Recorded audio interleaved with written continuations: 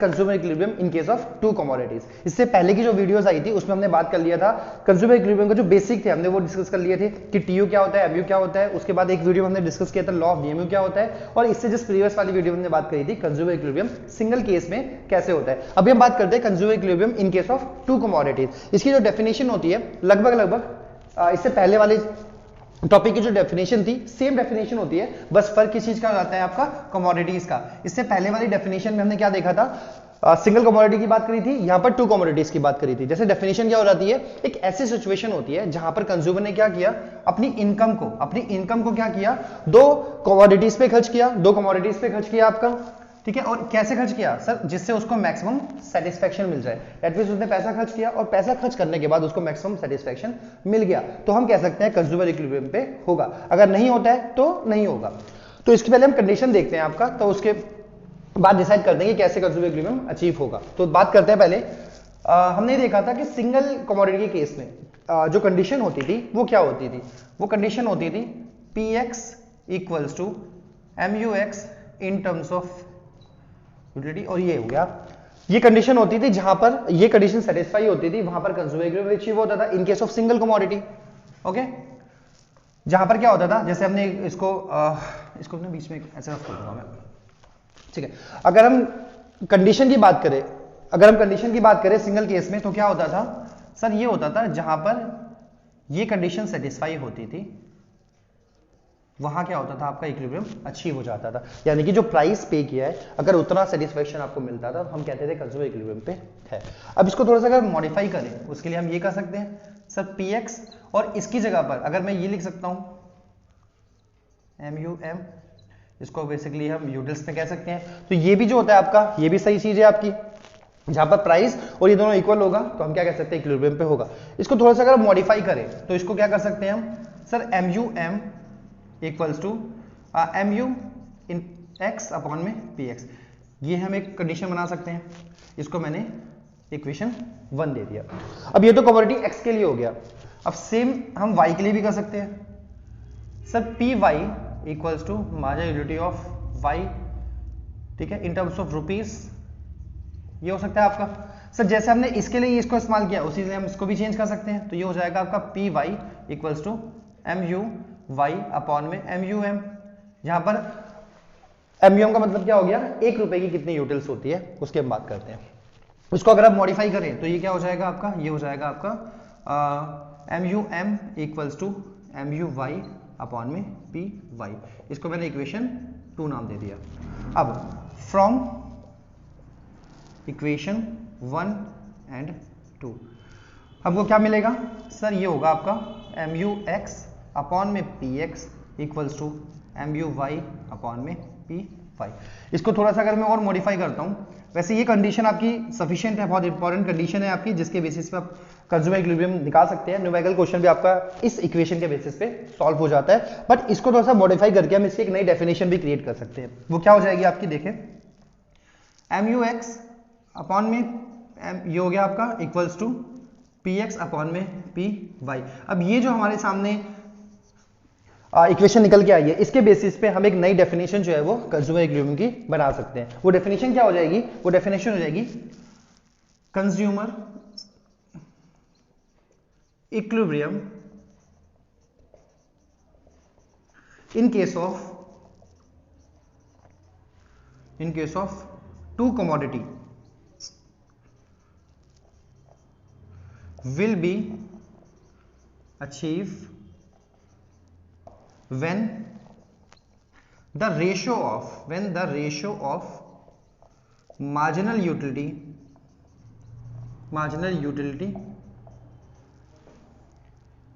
of x and y, x and y का मतलब देखो, ये रेशियो हो गई आपकी दोनों की, ये होगी मार्जिनलिटी x की हो गई, ये मार्जिनलिटी y की हो गई आपकी। The ratio of marginal utility of x and y is equal to the ratio of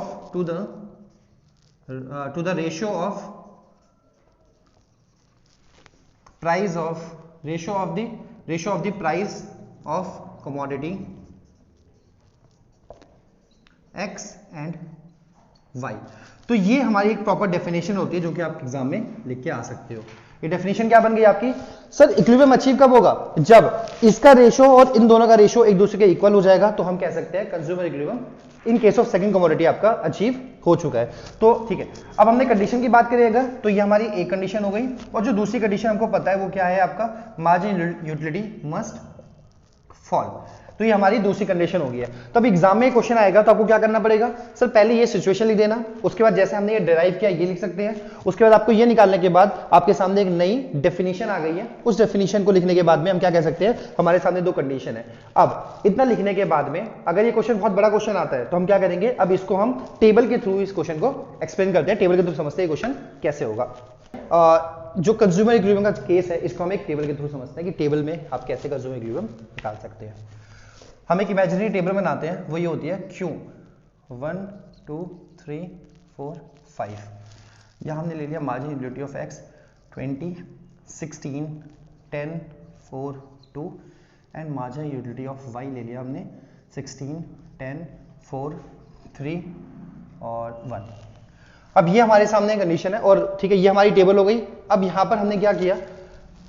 let suppose price जो है वो दोनों का px py का 2 रुपये है, और जो इनकम है कंज्यूमर की वो कितनी है? 10 रुपीज है। ये हमने हाइपोथेटिकल, ये पूरा क्वेश्चन हमने हाइपोथेटिकली अज्यूम किया है। ठीक है, अब हमारे सामने एक क्वेश्चन है, अब हमको ये बताना है कि कंज्यूमर इक्विलिब्रियम होगा या नहीं होगा, या किस पॉइंट पे कितनी कमोडिटी x की और कितनी कमोडिटी y की कंज्यूमर कंज्यूम करे जिससे वो क्या हो जाए? इक्विलिब्रियम उसको अचीव हो जाए। ओके, तो उसके लिए पहले हम कंडीशन देखते हैं। अभी हमने जो कंडीशन देखी थी वो कंडीशन क्या थी? सर mu x अपॉन में px must be equal to mu y upon में py। जहां ये कंडीशन सेटिस्फाई होगी वहां हम क्या कह सकते हैं? हमारा इक्विलिब्रियम अचीव हो जाएगा। तो कैसे होगा सर? देखें, mu x अपॉन में px और mu y अपॉन में py। ओके, तो हम कहते हैं 20 डिवाइड बाय 2, तो फर्स्ट पे 10 हो जाएगा आपका। 16 डिवाइड बाय 2 ये हो जाएगा आपका 8। 10 डिवाइड बाय 2 5, उसके बाद फिर 2 फिर 1। देन उसके बाद यहां पर आते हैं सर 16 डिवाइड बाय 2, क्योंकि प्राइस दोनों का सेम ही आपका px और py दोनों का सेम ही प्राइस है, तो हम बात करते हैं 16 डिवाइड बाय 2, तो ये हो जाएगा आपका 8, फिर उसके बाद 5, बहुत बढ़िया, फिर हो जाएगा आपका 2 1.5 एंड देन 0.5। तो ये हमारे सामने हो गया। ठीक है, तो हमने क्या कर लिया? उसको MUX और PX की फॉर्म में जो है कन्वर्ट कर लिया। अब देखेंगे सर ये कंडीशन कहां सेटिस्फाई हो रही है? कहीं पर ऐसा कुछ है क्या पॉइंट जहां पर ये कंडीशन सेटिस्फाई हो रही है? सर बिल्कुल हो रही है। हमारे सामने देखो एक ये पॉइंट हो गया आपका सर जहां पर 8 एक दूसरे के इक्वल है। सर 5 5 भी है जहां पर ये इक्वल है, और सर ये 2 और 2 भी इक्वल है। यानी कि सर हम क्या कह सकते हैं? सर 3 ऐसे पॉइंट है, 3 ऐसे कॉम्बिनेशन है जहां पर ये कंडीशन फुलफिल हो रही है। तो भाई अब उन तीनों में से कौन सा इक्विलिब्रियम होगा? अब ये कैसे पता चलेगा? तो इस चीज को फाइंड करने के लिए हम क्या करते हैं? एक बजट की इक्वेशन होती है उसका इस्तेमाल करते हैं। ठीक है, तो हम क्या कर सकते हैं? एक बजट की इक्वेशन का इस्तेमाल करते हैं।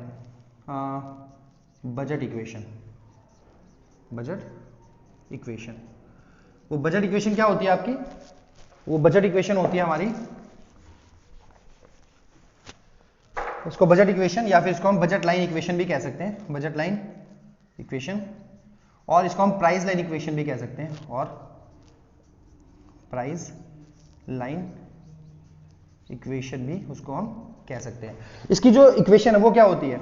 सर वो होती है, लेट्स सपोज आपने एक कमोडिटी का प्राइस दिया हुआ है, तो उसको आपने कुछ क्वांटिटी उसकी खरीदी होगी, प्लस सर दूसरी कमोडिटी का प्राइस दिया होगा, उसकी कुछ क्वांटिटी खरीदी होगी, और ये दोनों मिला के आपके क्या हो गए?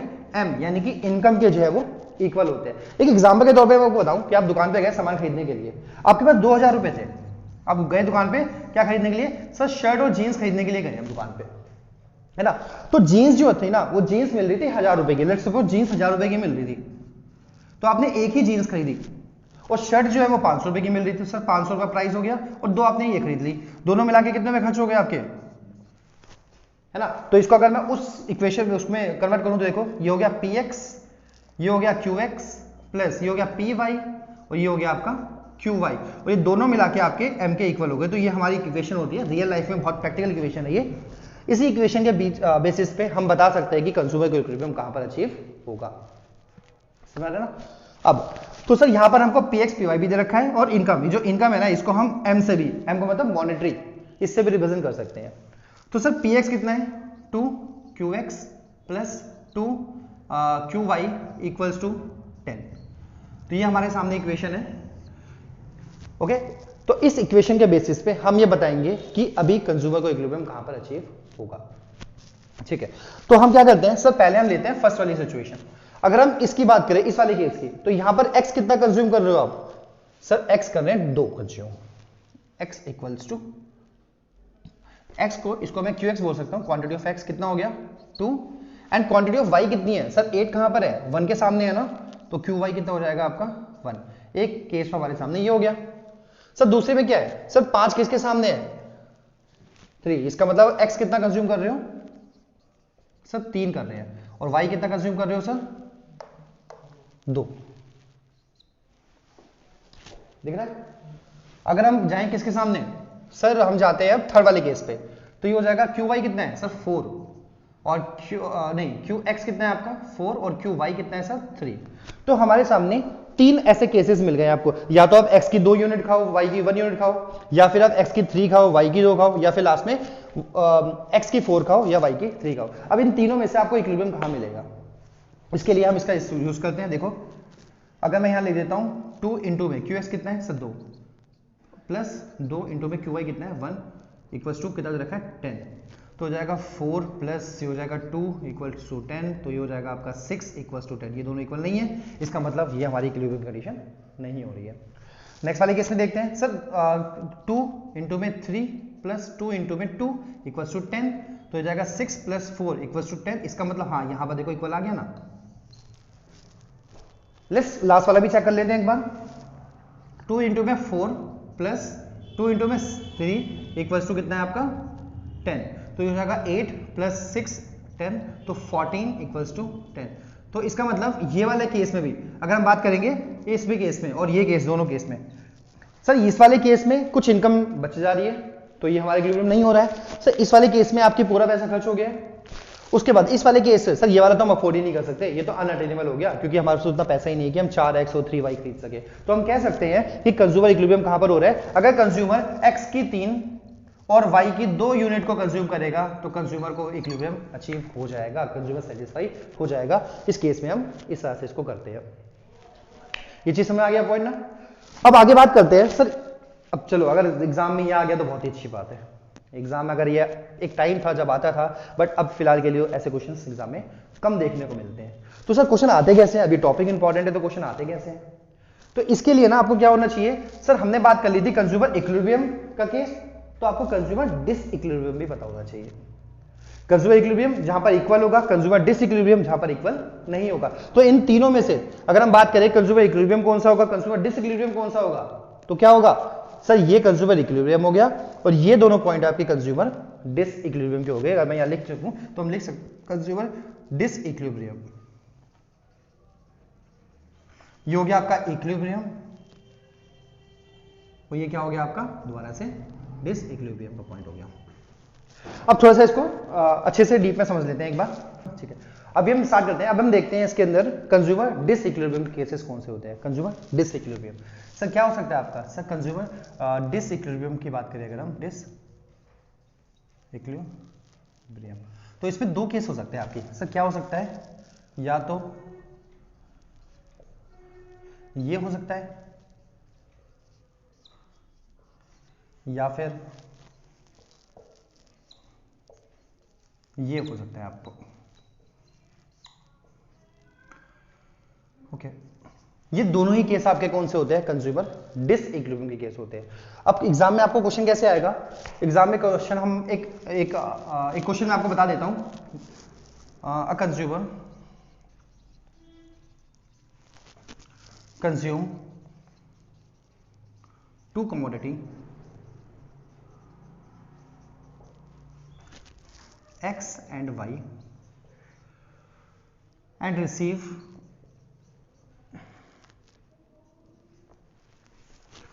a satisfaction of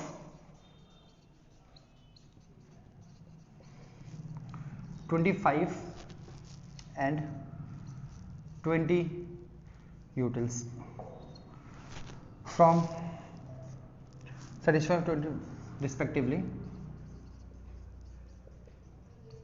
the price paid by consumer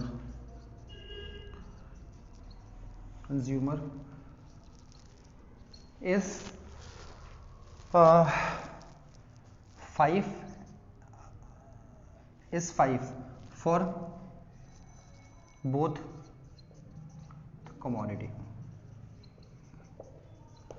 अब स्टेट या फाइंड, ठीक है, ये हो गया आपका। अब इस क्वेश्चन की हम बात करते हैं सिंपल। अब आपको ये बताना है कि इस क्वेश्चन में कंज्यूमर इक्विलिब्रियम पे है या नहीं है, और अगर नहीं है तो वो इक्विलिब्रियम पे कैसे आ सकता है। ये क्वेश्चन आपका इंपॉर्टेंट है, 3 मार्क्स में क्वेश्चन ये बन सकता है आपका, कि आपको बताना है कि कंज्यूमर इक्विलिब्रियम कैसे हो सकता है। सचिन कर सकते हो इस क्वेश्चन को? कैसे करेंगे सर? इस क्वेश्चन को करने के लिए देखो इंपॉर्टेंट चीज क्या है आपको सर, सेटिस्फैक्शन। हमको दिख रहा है सेटिस्फैक्शन सब 25 है और 20 है, और प्राइस कितना है 5 है। तो यानी कि हम कंडीशन पुट कर सकते हैं MUX अपॉन में PX equals to MUY upon में PY। ये कंडीशन आपको रख के ये देख सकते हो कि इक्विलिब्रियम पे है या नहीं है। सो पुट करते हैं, जरा देखते हैं। ये हो जाएगा आपका 25 divide by 5 equals to 20 divide by 5, तो ये हो गया 5 और ये हो गया 4। तो हम कह सकते हैं आपका ये दोनों इक्वल नहीं आ रहे, इसका मतलब कंज्यूमर इक्विलिब्रियम पे नहीं है। तो सर अब कंज्यूमर इक्विलिब्रियम पे कैसे आएगा, ये सवाल हमारे सामने आता है। उसको जानने से पहले एक बार हम इसका मीनिंग समझ लेते हैं क्या है। ये जो इक्वेशन आपके सामने आई है ये क्या शो करती है सर? ये शो कर रही है आप जब x का कंजम्पशन कर रहे हो ना, तो x के कंजम्पशन करने से y के कंपैरिजन में आपको सेटिस्फेक्शन ज्यादा मिल रहा है। मतलब क्या करते हैं हम, क्या कहता है ये, gain more satisfaction from the consumption of from the consumption of commodity X then Y। कहने का मतलब क्या है कि सर आपने X भी कंज्यूम किया और Y भी कंज्यूम किया, लेकिन दोनों में से ज्यादा सेटिस्फेक्शन किससे मिला? X से मिल रहा है। तो अब इसलिए इक्विलिब्रियम पे नहीं है। तो सर अब इक्विलिब्रियम पे आ कैसे सकते हैं? अब इक्विलिब्रियम पे आने के लिए हम क्या कर सकते हैं सर? हमारे सामने 2 ऑप्शन है, हम क्या कर सकते हैं सर? पहला ऑप्शन तो बता सकते हो इक्विलिब्रियम अचीव कैसे होगा आपका सर? X से मिलने वाले सेटिस्फेक्शन को कम करेंगे, ठीक है। तो हम क्या कर सकते हैं, reduce the satisfaction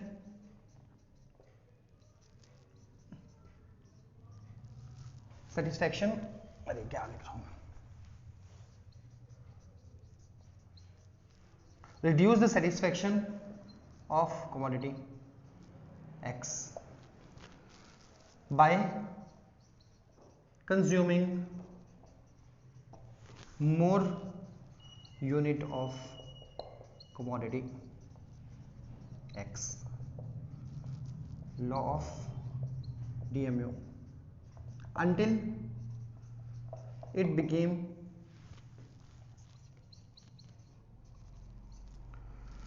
equals to y।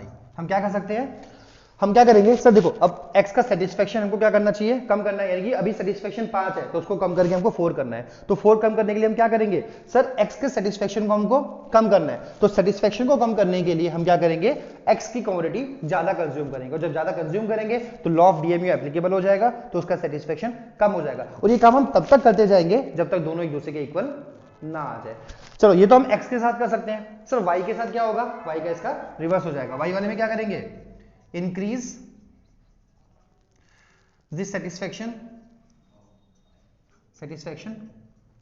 obtains from commodity y by reducing the consumption of y।